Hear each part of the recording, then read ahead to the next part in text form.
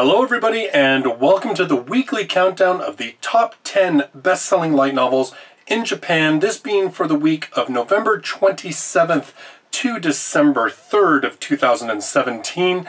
I'm also going to be following this countdown this weekend with another top 10 best-selling countdown, and that's going to be for the best-selling series of the entire year of 2017. Of course, we're coming to the close of the year, and so everybody's putting out their top 10 lists of 2017. I'll probably do something similar towards the end of the year as well. So for this week, we've got a whole bunch of new entries. We've got some new #1 volumes in the top of the list. So let's get right into it. At number 10 with 4,738 copies sold, it's the novelization of Just Because. Now, this is a 12-episode original anime. It's showing on Amazon's Amazon Strike. It's licensed by Sentai Filmworks. This is the novelization that they're basing on the show. It is winter of their third year of high school, near the end of the second semester, when students have very little time in high school left. Everyone was just waiting for graduation, until he suddenly came home. He was their classmate in middle school who had moved far away. He transferred in at a peculiar time, which reunited them. It was as if a go signal rang out to the feelings of the students who had just thought to end their high school life without fanfare. So we don't have any English license for this light novel, and of course, like I said, unless you've got Amazon Strike, I guess you can't really watch the anime right now. But it's kind of interesting to me that they're doing a novelization of a TV series, with the TV series being the source material as opposed to what we usually see the other way around, where the light novel is the source of the material. And I don't really know why that is. I don't know if it's just that they're trying to broaden the multimedia sort of appeal of the series. I mean, as far as I could find out, it seems that this novelization is just that. It is a novelization of the show. It's not like it's a side story or some other telling of it or whatever. It's just an adaptation. So, but I guess the show's doing fairly well because obviously there's some interest in the novelization. At number 9 with 5,085 copies sold, this is kind of interesting because this one is also an adaptation, and that is Volume 9 of Haikyuu, Shousetsu-ban. This is the light novel adaptation of the Haikyuu anime, which in itself was an adaptation of the manga. So the manga is published in English by Viz, and there is a 60-episode anime which is licensed in North America by Sentai Filmworks. Inspired after watching a volleyball ace nicknamed Little Giant in action, small-statured Shoyo Hinata revives the volleyball club at his middle school. The newly formed team even makes it to a tournament. However, their first match turns out to be their last, when they are brutally squashed by the king of the court, Tobio Kagayama. Hinata vows to surpass Kagayama, and so after graduating from middle school, he joins Karasuno High School's volleyball team, only to find out that his sworn rival, Kagayama, is now his teammate. Thanks to his short height, Hinata struggles to find his role on the team, even with his superior jumping power. Surprisingly, Kagayama has his own problems that only Hinata can help with, and learning to work together appears to be the only way for the team to be successful. So this is actually Volume 9, so it's like an ongoing light novel series, retelling the events of the manga, which was then translated into the anime. I'm not sure if this is based on the manga or based on the anime. There's usually some differences between the anime version and whatever version it was based on, so I'm not too sure which ones this is really kind of mirroring, whether it's just the manga or the anime, or it's just using whatever's common between the both. I don't know, but Volume 9, so it's an ongoing series and obviously still maintaining popularity.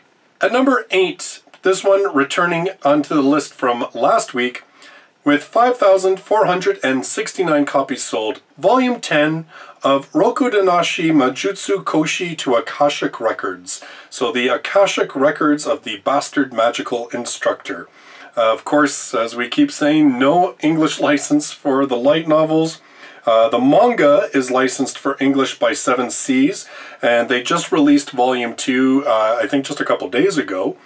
And then we have the 12-episode anime adaptation, which is licensed in North America by Funimation. At number 7, with 5,596 copies sold, it's Volume 2 of Kaifuku Jutsushi Yarinaoshi, Sokushi Mahou to Skill Copy no Chouetsu Heal, aka the redo of a healing magician, transcendental healing of instant death magic and skill copying. This one, of course, a relatively newer series, no English license for it.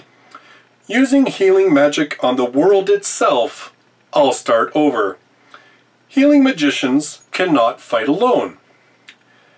Kiare, who was bound by this common knowledge, was exploited again and again by others.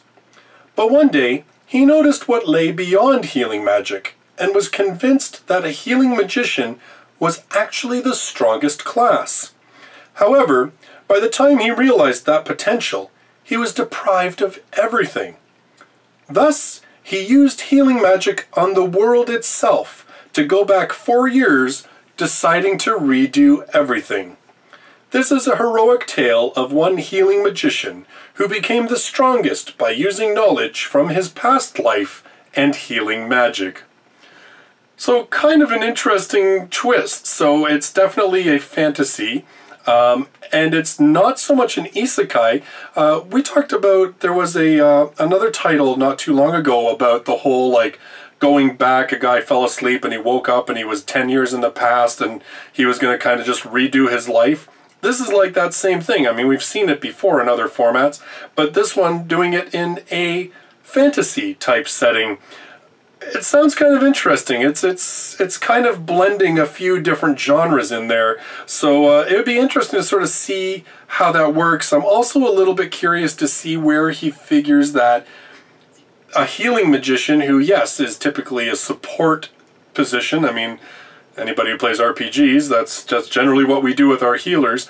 I'm kind of interested to see just what his theory is that would make the healing magician actually a frontliner. That would be kind of interesting to me. I'd be curious just to see what sort of this series was about. At number 6, with 6,866 copies sold, Kenja no Mago, Extra Story. This is actually a spin-off of the Magi's grandson, Kenja no Mago. There really wasn't a lot of information about this spin-off novel. I'm guessing it just kind of focuses on other characters. The main series is, thanks to various magic, the human race has been saved from calamity many, many times. Retaining his memories from his previous life, a boy, Shin, was picked up by an old man known to the world as a Magi.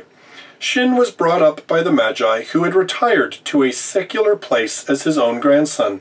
With the memories of his past life, he absorbed the Magi's craft and grew to be able to develop his own magic. Then the grandfather told him he had to become independent when he reached the age of 15. But then the grandfather realized, I forgot to teach him common sense. The grandson, who has grown beyond the level of normal people, lacked common sense, the common sense of the world.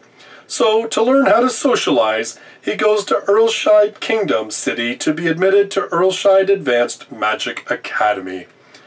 So like I said, this seems to be a side story. I'm not sure, I can't remember if this is like an actual isekai where it's like his previous life is from our modern world, or whether it's just like his previous life is within this magical world. I'm not too sure. It's probably like a reincarnation isekai, but that just seems kind of weird, doesn't it? That he would have no common sense if he came from our world. But I guess he just means like no knowledge of the world he lives in. I'm not too sure. If you know anything more about this series, you know, feel free to let me know. But yeah, this is, I guess, like I said, a side story.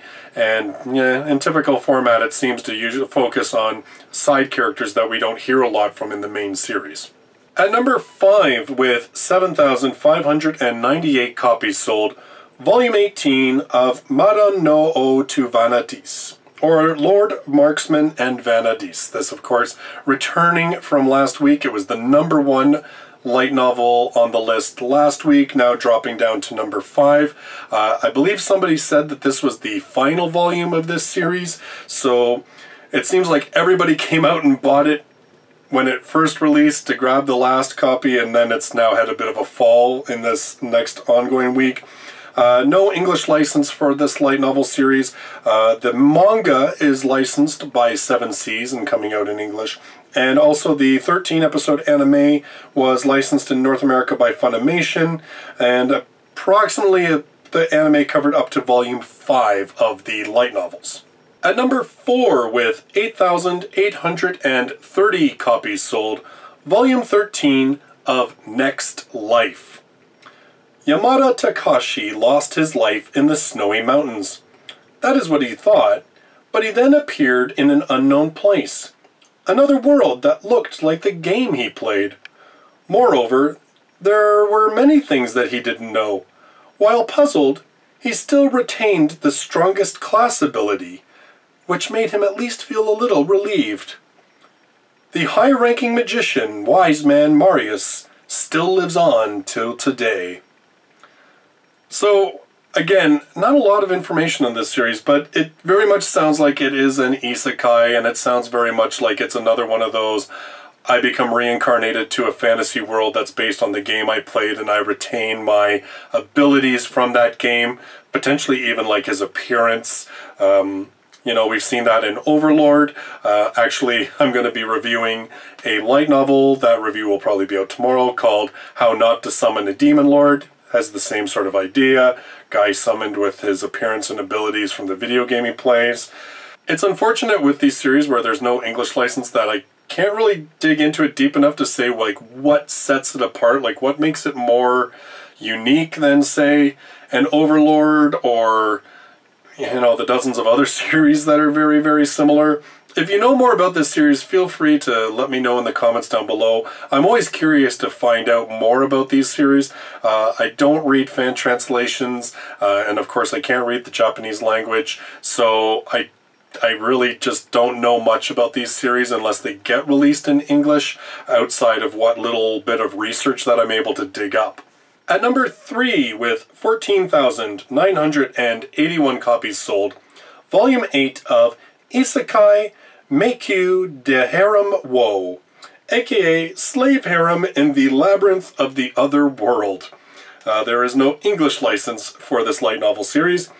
A man was about to commit suicide and decided to search for a way to die on the internet. But then he found an odd site that asked a lot of questions and had a point-based system that allowed you to create skills for a character. He took interest in it, and when he was done setting his character, he was asked, "You will now be transported to a world with the settings you chose. Coming back is not possible. Do you still accept?"